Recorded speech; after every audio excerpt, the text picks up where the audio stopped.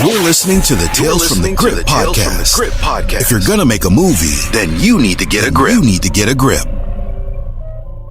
Hey everybody, you already know what it is. It's your girl, Laura, the soul writer, Poindexter, actress, producer, director, multi-award winning screenwriter, and I am here at WadeWorksStudios for Tales from the Grip podcast, and I'm super excited. This show is going to bring you the best of the best in entertainment industry stuff. I don't care whether you're a DP or grip or writer, producer, director. If you do something in the industry, you're going to learn how to do it even better on Tales from the Grip. And my guest today, Miss Raecine Tyes. She is the CEO of the Black Film Festival Atlanta and now Black Filmmaker magazine. And as soon as we get a word from our sponsor, we're going to come back and chop it all the way up on Tales from the Grip. This episode of Tales from the Grip is brought to you by the Colonel Goes Popcorn, which you can find at The Colonel, spelled like you do the Colonel, not the military rank, but Colonel of Corn, Kernel. Yeah, my spelling's bad sometimes. But anyway, don't worry about my spelling. Worry about what flavors you can get when you go to the Colonel Goes Popcorn, kettle corn, gourmet style, brought to you out of Atlanta, ships anywhere. You can get stuff like yellow cheddar, strawberry banana, which I never thought would have been a flavor, but it is. It's true. It works. Cheddar sriracha, which I had, which is delicious. And my kids actually ate it up before I could finish it all. Cajun caramel, cheddar sriracha caramel, Parmesan garlic, which I also had, and I found that in my son's trash can when the empty bag, he tore right through it. Just didn't. I'm glad I had the chance to taste some of it before I left out of this building. Anyway, the point being is that if you're going to sit there and you're going to have some popcorn, you might as well go gourmet, go all the way. And if you're going to go gourmet, go for the Colonel Goes Pop. Remember, the Colonel Goes Pop is the website. Goes everywhere. Just because you're not in Atlanta does not mean that you can't get it. Ships out to you, and you can enjoy this just like you would any other movie night. Grab yourself a soda, get yourself a gourmet popcorn, and support him and the show with the Colonel Goes Pop. And now, on to the podcast. Welcome back, everybody. I'm so excited to introduce my first guest, Raecine. Welcome. Hey, Laura, what's up? It's been a while. I'm so happy to see you. God, I miss you. Yeah, I mean, time flies. Time flies, okay? Yeah. Raecine and I met when she did the very first Black Film Festival in Atlanta. How many years ago?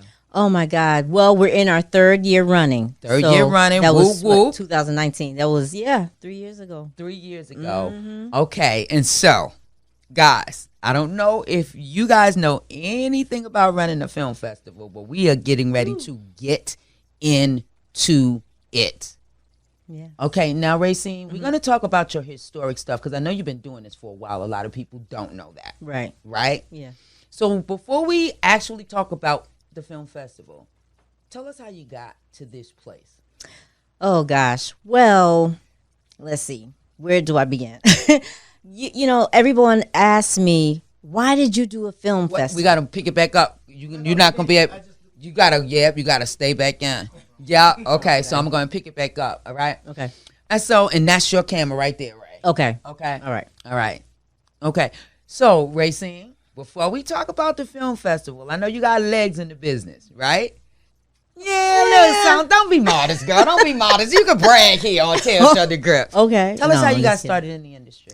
Well, you know, everyone always asks me, Laura, why a film festival? Why did I want to do a film festival? How did I get started? But actually, I've just always loved film. I've just always loved having something to do behind the scenes. I got started years ago as a singer, came down to Atlanta, started singing. That didn't really turn out, you know, hours in the studio, overnight in the studio singing. Girl group. But, I didn't mean to cut. Yes, Girl group. How did you know? Girl, when you said it didn't go right. When you said it Yeah. When the contracts and everything started, that's when, you know. Okay. A matter of fact, my former roommate and girl group member, yeah, is Carla Saunders. She's a filmmaker now. Okay, I know Carla. Yes, she just actually she just screened her horror with Mimi from Love and Hip Hop, right? Exactly. Okay, exactly. Yep. So my ears to the street, girl. My ears to the street. Okay. So it's so funny because we were talking last week. We're both into the film scene now. The other member is owner of Cat's Cafe. Okay. Yeah. So very nice. Yeah, we just kind of all branched out. That was like so many years ago, but. I just always love doing something. I love giving people a platform. Okay. So my very first production was a talent show in '97 up in Connecticut. Okay. And it was my first time doing anything like that. And we had a great turnout, 500 people. But after that, things progressed. I always found myself filming someone's event. Okay. People would have me come film them or, things like that. I started doing the talk shows, filming that. Okay. And I said, you know what? I told my son one day, I want to do a film festival because I don't see enough independent filmmakers out here. Okay. Getting their things shown, Okay. And that's really how it just kind of got started. Okay. Let's talk about how I met her. Mm-hmm. I was new in the industry because when was it? 2017. A little after. I think you had just. I had just come to Atlanta. Oh, okay. I was on Craigslist. Mm-hmm. I'm skimming on Craigslist, and it says, "Hey, we're having a Black Film Festival. If you're a writer or you want to do anything behind the scenes." I remember. Wow. I responded to a Craigslist ad, and that is how I met Raecine. Exactly. All right. Now, before we get into the festival, let's talk about the control. You are a person that I know you like to have control over what you do. Right. So I'm all bubbly and I just want to do something and I'm like, oh, and I can do it. She said, oh, no. Wait a minute. I got my own people. She said, right. Come on now. Well, you know what, Laura? Let's talk about that. Yeah. When it comes to that, not so much control, but I think when I announced that I was doing a film festival, everyone was so excited. I actually had people, not you, other people coming at me, telling me what they could do, what they wanted to do, and I'm like, okay, I've done events before, but not a film festival. This was a whole nother level of chaos. So I actually had some people that some people said they was gonna do stuff and they knew how to do stuff, and then when it came down to doing stuff, ain't nothing get done. Basically, and to Atlanta. Yeah, okay. Basically, but my main goal has always been the filmmaker, the indie filmmaker. What can I do for the filmmaker? Everybody else was coming at me about what can I do for them, and so I just had to say no. I got this here, or have it organized. And like I said, it's basically about the filmmaker. But let me just say, I had to respect. You have to respect people's boundaries in this industry. It's one of the things that is a huge for me, and maybe you can talk about not respecting people's boundaries and allowing your passion to overstep understanding operational functions in this industry. There are certain operational functions. So when she said to me, no, I have people for that. Would you like to write 2 articles? I said, yes. Because I saw your writing and oh my God, you're amazing. She's amazing. And she allowed me to write. And I would have lost that opportunity if I wasn't able to respect your boundaries. And she hosted some of the the boot camp. Right, I hosted the boot camp, but that would not have happened either if I would have only been looking at what I wanted from her. Right. Okay? I noticed some things too. You always reach for very high. You have high aspirations. I love that. You had Coron Riley was there. Right. Charles D. Clark was there. So you had some names. Yeah. Let's talk a little bit about having the idea, knowing what you want, and then the creation of that thing. Because let's talk about those. Okay. Can I? Yeah, can I? Because I'm new to this phone. I know where to pick it up at. No worries, family. No worries, family. Okay, I got it off now. Even though, because I respect his boundaries. Okay. When it went like that, I thought it was mine. I got scared for a minute. Okay, I'm going to take a beat and come back. Okay. And so I respected your boundaries. In doing that, you allowed me to come in, operate in a certain lane. And because I did that, you would say, hey, Laura, will you host? Oh, yeah, I needed you to host. Right. But that was based on saying, this is what she needs and this is how I can help. Right. What has it been like to create something as huge as Black Film Festival Atlanta and have people to really come in and really do what you need them to do and kind of stay in their lane? It's awesome. I guess because I'm used to doing events prior to that. But like I said, once again, the film festival is a little bit different territory, only because you have these big or these larger than life personalities that, they're used to shining on the camera. But I'm like, okay, I know that, but I just need you for this right now. So, it's great. People are telling me, like my daughter was joking, oh, you need an assistant and this, that, and the other. But every personal, public PR. And I'm saying, well, every PR that I've dealt with for the festival, it wasn't, they either kind of misrepresented what I said or didn't get the message back. So I'm kind of pushing away from that. But amen. But I just take everything in stride, Laura, and I just do what I know to do, just so that everything can be in its place and be organized and give a good show for the people. Okay, so we come in Black Film Festival Atlanta. You have that 1 year, and then the following year, COVID hits. Yeah. Do you go into the online? Does it go into an online festival? Yeah, that second year, that was just a mess.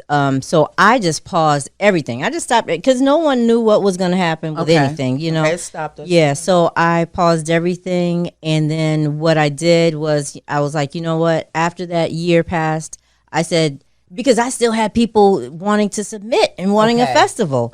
And I'm like, okay, these people are relentless. They wanted to get their stuff seen, and I don't blame them. So I just let the filmmakers know, look, hey, we're going to go ahead. We're going to take your submissions. And by then I had started Atlanta Television on the Roku channel, and we aired them on Roku just this past February. Okay. So we did that, and everybody was loving it. We did it for a week, and we didn't skip a beat. Even though that COVID messed us up, we took that long pause. We didn't skip a beat, and now we're back on track. Okay. Yeah. Let's talk a little bit about the importance of filmmakers coming outside of their comfort zone and submitting to film festivals. And so for me, I knew, inherently that I needed film festivals to say that I was a good writer. Right. It wasn't enough for my cousin to say it. It wasn't enough for my co-writer. Right. I needed to send my work out to people that did not know me. They didn't know anything about me. And quite frankly, they didn't care. Right. They wanted to see the writing. That's what they were there for. Yeah. Raecine, well, this is going to be a two-part question. All right. How important is it for content creators of color to submit to festivals and things of that nature? Laura, I'm so glad you said that, because when we receive the submissions, I'm not looking at the name or who it is until after we look at the film. Wow. Because so many people, and once, when Dion, was talking about film festivals and pumping up Black Filmmaker magazine, he said the same thing. That's why I say he gets it. The festival should be about the independent filmmaker, not some cliquey, political thing where, your brother or sister or your cousin said is good. No, I'm looking at the names after we look at the submissions, because I'm looking at the quality of the production, looking at the audio, I'm looking at the performance, the cinematography, everything. So I think it's important to get a second opinion from, like you said, somebody who is unbiased, does not have any investment in it, just somebody who's going to give you the real spill about your work. All right. Well, you want to get the real deal. All right, I'm getting ready to go in now, shorty. Okay. Now, I know that film festivals, I can only imagine, because I'm only a submitter, right? Right. I can only imagine the amount of submissions that you get. Right. I would like you to speak candidly about the quality on 100 percentile. Okay. The quality of what you're receiving, where is it falling at for independent? Are you looking at stuff saying, "Oh my Lord, the audio! Oh my God!" What does that Okay, look like? I'm going to tell you the real deal. Please tell me the real deal. So the first year we received over 300 submissions, and it ran the gamut. We had, and I still get Emmy winners that submit to the festival. I get first time filmmakers that submit to the festival. And to be quite honest, it can vary. The very first time, I'm not sure if you know, we had 2 young ladies that attended from the UK. We had other filmmakers that wanted to attend internationally, from overseas. One was from Africa. They wanted to have like 8 or 9 of them come to the festival. Okay. They submitted the film. Laura, I love them to death. The film was a feature film, but I could not accept it into the festival simply because of the audio. Wow. Yeah, and the thing about it, that's why I love. It's like bittersweet. Okay. Because I'm in a position to tell these people, look, this is what you need to do to fix this, and that. Someone else, they would just say, you know what, after 2 or 3 seconds or 2 minutes of listening to it, put that, in the recycle bin. Yeah, we get the rejection letters. Yeah. So stay right there. Yeah. Does the Black Film Festival Atlanta offer reviews, or is the review? So I know you can submit, guys. If you're an independent filmmaker, we're going to talk about how you submit to Raecines and others. However, sometimes you can submit, just period submit, and sometimes you can submit at a higher cost for a review on your film. Okay. How does Black Film Festival Atlanta work? Yeah, we don't ask for a higher cost for a review. If someone reaches out and asks, like that person did, well, actually, they were making arrangements to actually travel here. So we were in communication already. So when, we were like all hyped, you got to get this paperwork together, that paperwork together. And then when they finally submitted the film and I saw it, I just had to put a hole in their bubble. It was like the hardest thing to do, but Laura, I had to do it. I'm one person who, I'm not going to lie.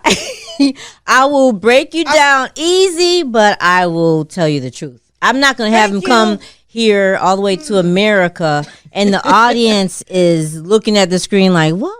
No. Okay. So, I don't ask for like a higher level for a review or anything like that.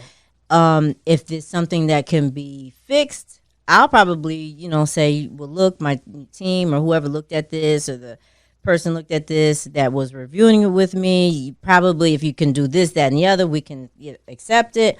But if it's something like that's not doable, then, good luck for next year's submission. Okay, so you get these submissions. They're coming in here and there. What would be, based on the fact that you're 3 years now doing this, what would be, look at directly right in that camera, okay, your number one word of advice for independent filmmakers who submit? Yes, who submit? It's crazy. You're asking you must be in my reading my mind.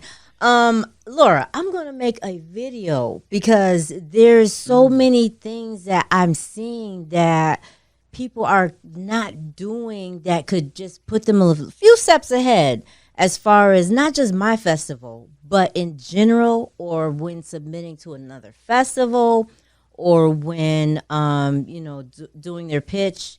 So there's just, make sure that your audio, number one, is top notch, because I've always seen that, or I've read that you can have the best quality film if people can't hear you or understand what you're saying, or if it's all this white noise and everything like that, that's a no. That's a no. Or, if you're doing a on location scene or whatever and the audio is garbage, then unfortunately that production cannot be used. That it can't be used.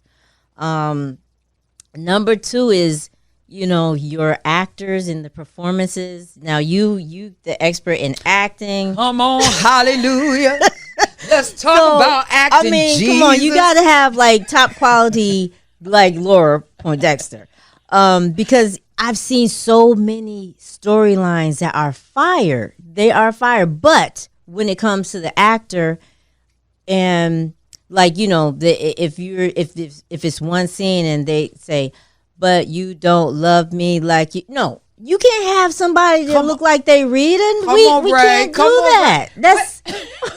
That's bad. That's not like, good. Somebody said, where they do that at? No. Okay. So you can't have like a fire script and then not follow through with the casting. Okay. Because that's going to mess up your whole story, no matter how good the story is, The third thing that I've noticed a lot is they start off with a fire story, the acting is great, but then somewhere along the line, the story just goes downhill. And you're like, okay, it's either they rushed and didn't want to finish, or they didn't know how to finish it, ran out of money, or something. We could do a laundry list of what potentially happen. Okay, in independent filmmaking. Yeah. Okay, so there's just like a few little basic checklists that you want to do before you plunk all that money into your production. Okay. And I can't say that I'm a feature filmmaker or anything like that. Because I've only done, documentary type things and talk shows. But I've seen so many where people just keep falling into the same, the same traps. So I said, you know what? It's either going to be in this next issue or of a video of things that you should not do, in order to just move yourself ahead, All right. Yeah. Excellent. Raecine, that is great advice. And we're going to get ready to talk about some Black Filmmaker magazine, babe. So I'm going to take a beat. We still rolling, right? Okay. Is the clicks being picked up in audio? They're not perfect. I just wanted to make sure. Okay. All right. So we have Black Film Festival Atlanta, and now we have Black Filmmaker magazine. Yes. I need you to hold that up. Zoom that in there on camera. Zoom that in there. This has been a long time. Yes. In the making. Yes. When we first met. Yeah. You had a gargantuan undertaking, film festival, people coming from all over, film festival venue, entertainment, boot camp, and magazine. Right. You stayed the course, queen, so bravo. Thank you, Laura. Bravo. And you know, I was there. Yeah. So your story is a testament to the time in what we do in the industry. We can let time go. Right. Because once time becomes a consideration, then we're rushing up against something we can't stop. And a lot of times we feel like if we don't get things done by this time or by this date, just the hell with it. Right. But it is about the completion of the project, no matter how long it takes. So bravo to you. And Deion Taylor on the cover. Oh my God, Deion is awesome. Oh my God. Okay, let's talk about the magazine, girl. Let's talk about it. Oh my goodness. Well, the magazine, I had the idea for Black Filmmaker after talking to so many filmmakers for the festival. Okay. So many filmmakers from literally around the world. And I was like, you know what? Their story needs to be told. Okay. Everybody that I talked to, they had a different circumstance. They were, just different stories of things that happen along their journey. Well, actually, it's a bigger story behind the personality. So we see the personality and we look at the red carpet and the is that bigger foundational story about what it took to get there. Right. Exactly. Man, so oh my goodness. I just wanted the world to know, that you see their project, you see their passion projects, but like you said, there's a person behind all of that, the obstacles they overcome. What is their advice to new filmmakers? What things have they encountered that they can, hopefully inspire another filmmaker or another actor, What the thing that I love is that you have so many independent. You guys have to go out and get it. Show the magazine again right now and let them know right now while we're in this interview, right in that camera. Tell them where they can purchase this magazine. If you go to blackfilmmaker.co, the link is right there. Just that's as simple as it can get. Just go to blackfilmmaker.co. Perfect. Yeah. The thing that I love is that you have Deion Taylor. Yeah. So you knew enough to put that celebrity on there because that's going to make us pay attention. Yeah. But inside of the pages, she included true independent filmmakers. A lot of people in there are not some of the larger known people. Right, exactly. And Raecine, I don't see that. A lot of times I see these big people on the cover, big people inside, and the indies are really not getting a chance to shine. So thank you so much for including so many independent filmmakers in this magazine. It's so funny, Laura, that you mentioned that because everybody in this magazine, and if you don't get the magazine, at least just get it for Laura Poindexter, okay? That's that's my selling point. But a lot of people, everyone in this magazine that I've talked to, I know them from either submitting or other projects or whatever, and then once I read their actual story, I'm like, oh my God, I didn't know they did this, or I didn't know they went through that, or, oh, I didn't know they worked for so-and-so or worked with so-and-so on a project. So it's like there's so many different, individuals who are in this business and they're making miracles happen. They're making it happen just to get their project out. Okay, so Raecine is doing the Black Film Festival, which we discussed. She has a magazine and she also has a network. Before we start talking about the network, well, I want to talk a little bit more about your journey, right? Now, this is in my opinion, so help a sister out. Okay. Atlanta has exploded from the independent production scene. It's exploding, right? And so I find in my experience is that when something grows as rapidly as this has grown, it opens the doors for people who are disingenuous. Right. Let me say it like that, right? Yeah. And so we have people who are really putting in work, who are really serious about what they're doing, but there are no barriers. So we're bumping into these people. And I found that having those exchanges with people who are not true to this can really cause us to tap out and give up. Right. So you said that your journey has been a rocky one since we met. There have been some hills and valleys. I know that you've come out because you're sitting here. Right. Let's talk a little bit about some of the things that could have potentially made you say, it's a wrap, literally. Well, I'll do one better than that, Laura. I'll just say, I'll go back a little bit. When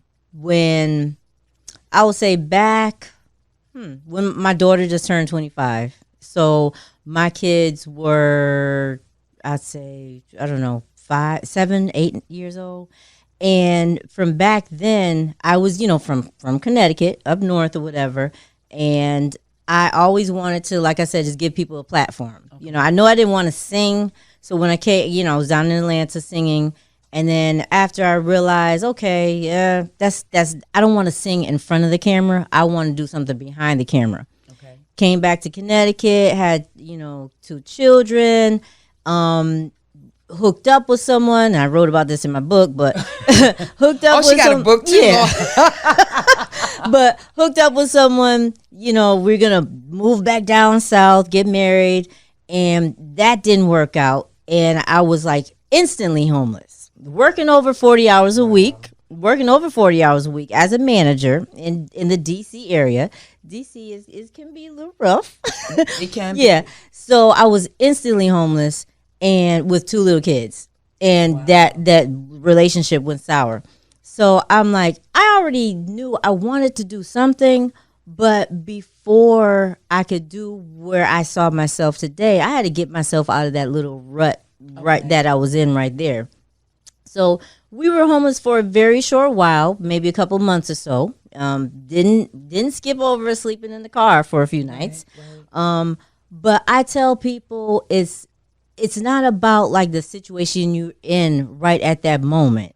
It's what you want to do and where you see yourself going, and do whatever you got to do to get there. Because, I know you've heard everybody falls in a rut. You going to sit in that rut and lay down and just get comfortable in that rut, or you going to dig yourself out? So your vision continue to drive you. Exactly. Motivate you. Exactly. So anything that happens or has happened since that period of my life, It's nothing. It's right. nothing. Yeah, we'll get over it. Yeah, we will get over it. Yeah. Nice. Okay, before we talk about your network, okay, I have two cards here, but what we're gonna do for you right now is the word of the day. Okay. The word of the day. Raecine's word is loyalty. It is? Yes, ma'am. I have another word. Yours is loyalty. Okay, loyalty. Tell me what loyalty means to you in the vein of production. In the vein of production. I would say, I don't know if I'm going to give a good answer, but I think loyalty has to, if you're passionate about something, if you believe in something, if you believe in someone, if you respect someone, then loyalty will come easy. That's what I think. And if someone is loyal to that production, then that loyalty to that project will come easy. Okay, I'm gonna keep you twisting in that seat. Yeah. Do you feel like there is loyalty in our industry? Not really. Oh, okay. Not really, no. But you know what? With independent filmmakers, I think we're still a little bit, I don't want to, group everybody in one, I clump. I don't believe everybody is all of anything. Right. But I do believe that there is almost a temperature or a vibration amongst independent filmmakers where we have a tendency to be disloyal because of what we think we might attain. Right. And see, I think it kind of goes both ways, because just like that. And then on the flip side, they might be loyal because we're not at a certain level yet, So I think it just kind of depends, I think, on the individual or the project, because like you said, if someone thinks, oh, I'm going to get here, then I got to go by, and just bump all the money, time, and effort that someone independent has put into a project. If they see greener pastures, they're gonna run for it. And I've had that happen. Actually, okay, that was going to be my next question. Have you experienced? Yeah, it wasn't with filmmaking. It was a production. It was a live show production. And I don't even know how I saw the text. But, I had a live talk show. We had like about 7 or 8 cast members. And one of the cast members said, girl, so-and-so is having their show. You need to, don't go to her show tonight. Go to so-and-so, because I heard they paying such and such amount of money. Okay. But I know that happens in the film industry as well. So it's just a chance we take, Okay. Yeah, it's just a chance we take. Okay, that was your word for the day. And so I have something else. But first, let's talk about, you're streaming now. Streaming, guys. So streaming networks now, I don't know if they're easy to come by, because that's not what I do. Y'all know Miss Laura stay in her lane. But every time I turn around, somebody got a network Raecine. Okay, now, let's talk about the network. And I also want you to touch on why you decided to create your own network, opposed to potentially taking your content and putting it on another network? First, tell us the name of the network, Raecine. It's ATV, which stands for Atlanta Television. And originally, I wanted to start my network. It was back in like maybe 2014 when I was doing the live shows. Okay. Because I filmed all my shows live. And I said, yeah, I need a network. I just thought I was just going to fall out and die if I didn't have a network, you know. And when I found out how many thousands and thousands of dollars I would need to put into place what I wanted to do specifically, I said, well, I guess I just pumped the brakes on that.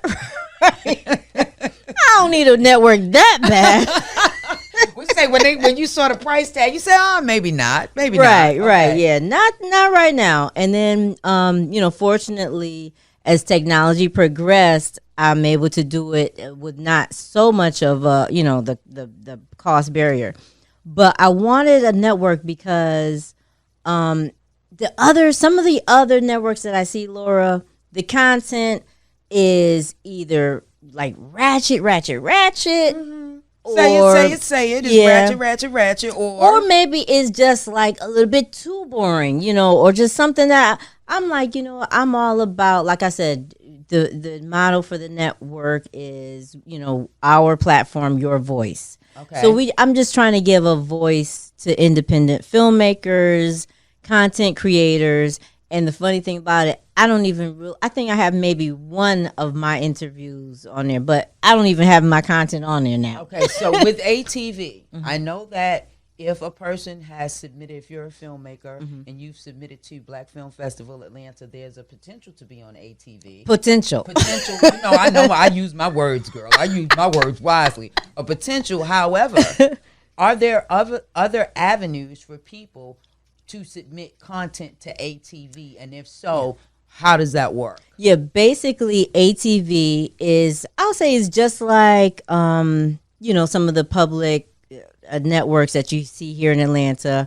What they do, as a matter of fact, back when I first started the festival, I was advertising for another local television station, just a discounted rate, because it's paid programming. So it's basically the same with ATV's paid programming, as long as it's nothing graphic. Let's talk about paid. Before you go into it, look in your camera and tell everybody what paid programming is. Because we educate here at Tales from the Grip. We be educating people. Okay. What is paid programming? Paid programming, if you have content that is suitable for the general public, we ask for a minimal fee to air it. So it's sponsored content. But as Laura mentioned, if you submitted a film, like we just had the Black Film Showcase on the television, and some of the films from some of the smaller competitions that we've had, the 2 minutes of motivation film competition, where they created a film for a 2-minute film. And you'd be surprised the storylines that they come up with in 2 minutes. So we aired all of those. They didn't know they were going to be on there. They submitted their film, and I was like, by the way, we're gonna air it on ATV, and they were just falling over their seats. But that's some of the ways that it can get on there. Oh, let me commend you. And I started out this interview by commending Raecine. Do you know what it takes to put a 2-minute? That's very daring. Mm-hmm. That is very daring. Who's going to sponsor a 2-minute? So was it a compilation? Did you take all of the 2 minutes and serve it as a block to the audience? No. How did that go? Well, I get chills thinking about them, because some of the people that submitted, and we gave $500 to the winner.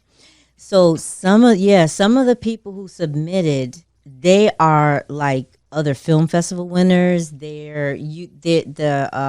I said, it always runs the gamut.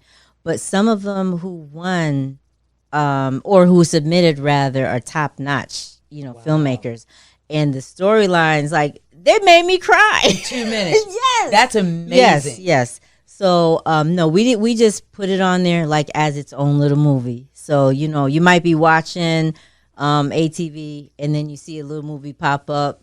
And by the time you're getting into it, it's over. And you don't know why you're crying. Wow. Okay, ATV. Yeah. So now I'm in Atlanta. I have content. I've been thinking about putting my content on a streaming network. I'm interested in finding out what ATV is about and submitting to you. How do I go about submitting content for consideration to be aired on ATV? Okay. Well, first, I will tell you, ATV is a little bit different than other networks. Perfect. Because other networks, they will say, you submit your content, we'll give you money per view, per this, per that. I don't do that. I just basically air your content. We're always getting new subscribers in. We have almost 10,000 subscribers. And you can see by our ratings that people are watching it, because every few days we get like more and more. I think we have like 100 reviews right now. So we'll just air your content. So basically, if you just want exposure, we'll air it. Okay, so ATV is more focused on getting just your publicity, platform, right? Getting people out there, getting them exposure, right? And it's very, very important to be able to say that you've aired on a network. I don't think people understand the importance of that. So we have those free platforms, and we can put it on Venmo, we can put it on YouTube, and all of that is great. Yeah. But when people are looking at potentially coming up to a platform that does pay you, right, they like to see if anybody else has taken a chance with you. That's true. Outside of the free platforms. So that is pretty important. Yeah. So they just can go to atlantatelevision.org. Okay. It's as simple as that. You fill out the form, and then we'll go from there and just like review your content. Okay, let's play some games. You taking stuff that is under 4K, or does it have to be 4K? Under 4K is fine. Under 4K is fine, so they can do some 1080. Yes, they can do some 1080. Okay, does it have to be all family friendly, or how do you rate it? No, What's we the actually rating on your we review all the content. So with the Black Film Showcase. We had some things. It was a full feature film, and like towards the end of the film, because we review everything. I'm like, oh, okay, I didn't know, I ain't see that coming. But it was just enough so that I said, okay, well, you know what, I'm gonna let that one slide. Okay. It was a little sex scene. I let it slide, but it was a little bit more than what I was expecting.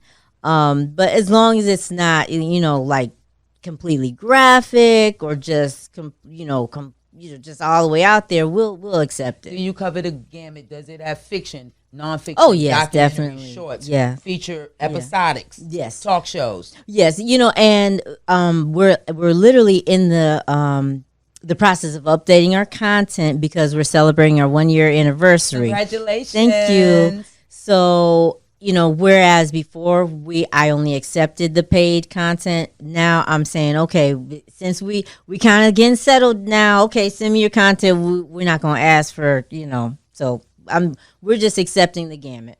Okay, perfect. So now submissions are closed for the Black Film Festival Atlanta. Oh, no, they're open. They're open. Yeah. Okay, so I don't know when we're going to air, but you are on Film Freeway. Is that correct? Yes. Yep. Okay. Look in your camera and tell everybody where you are. And if you are a filmmaker, then you should be on Film Freeway. That's you're thinking about submission. Right. Film Freeway will send you every single announcement for every single festival. They will send you discount codes.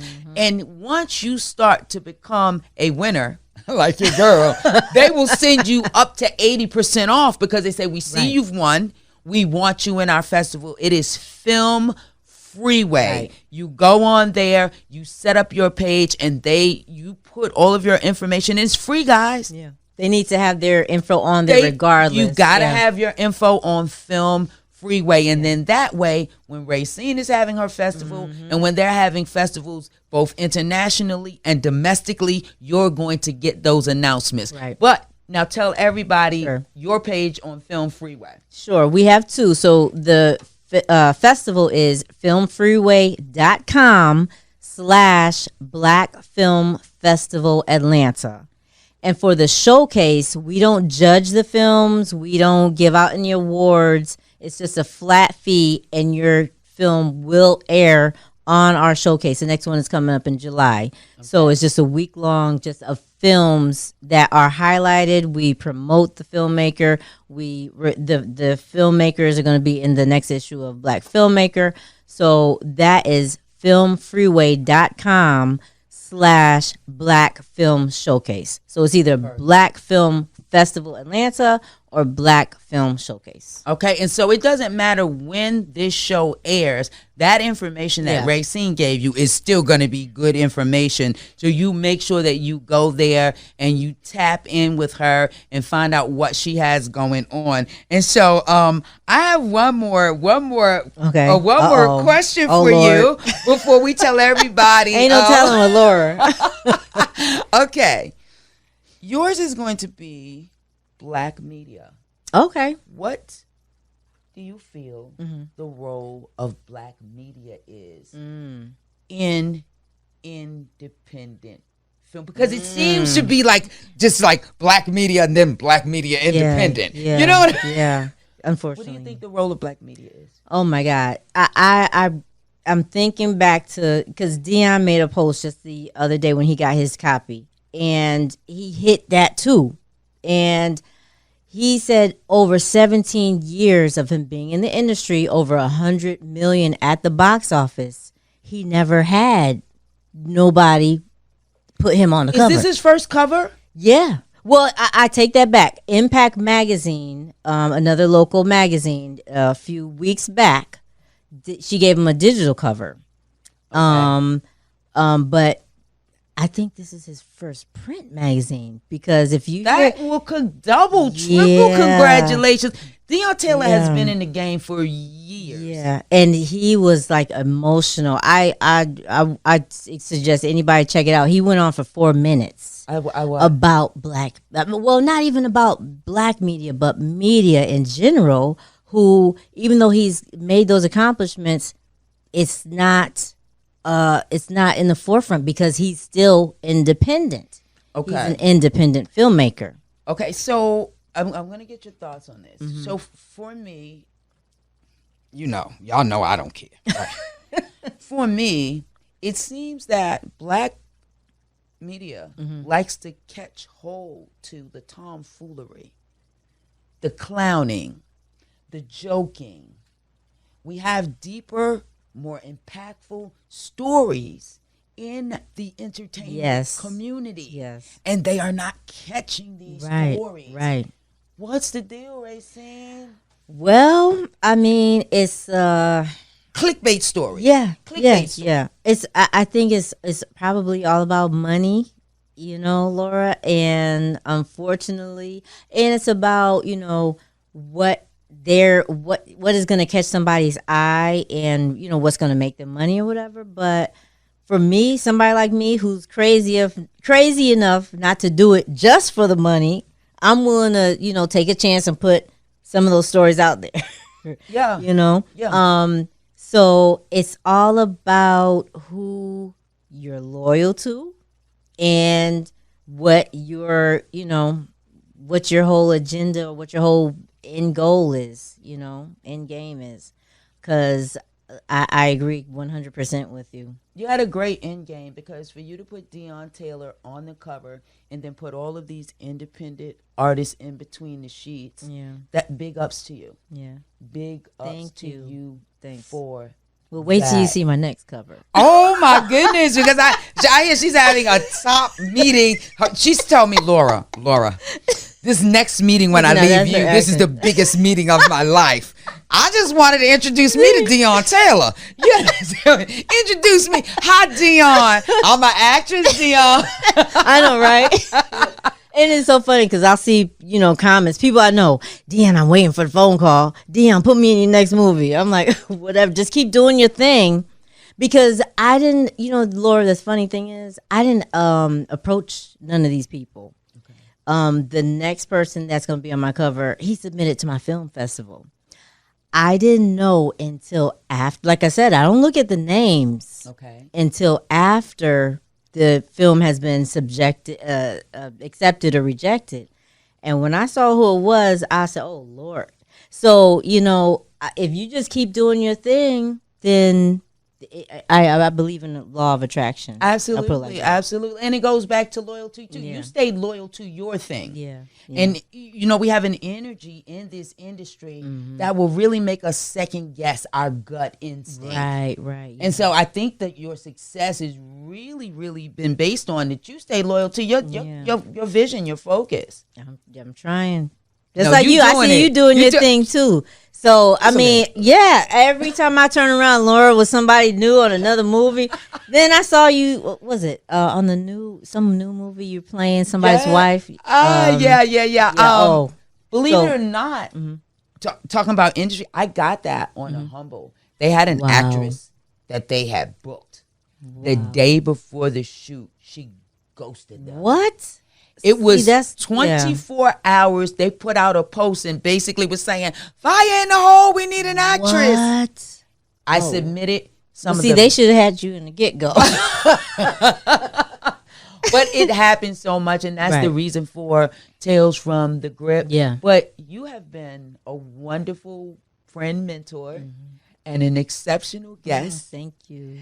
I'm your girl, Laura, the Soul Writer Poindexter. This is Boss Lady Raecine Tyes of Black Film Festival Atlanta, Black Filmmaker Magazine, and ATV. Yep. One more time, look in your camera and tell everybody how they can reach you. The best or the easiest way, blackfilmmaker.co. That's it. It doesn't get any simpler than that. Blackfilmmaker.co. If you're on IG, just go to Black Film Festival Atlanta, and it's a great networking tool. So if you're a Black filmmaker, what I did want to mention, Laura, is that it's not only for filmmakers, but we have actors inbox. Very nice. So we've highlighted some actors in here too. So you will see Laura Poindexter in there.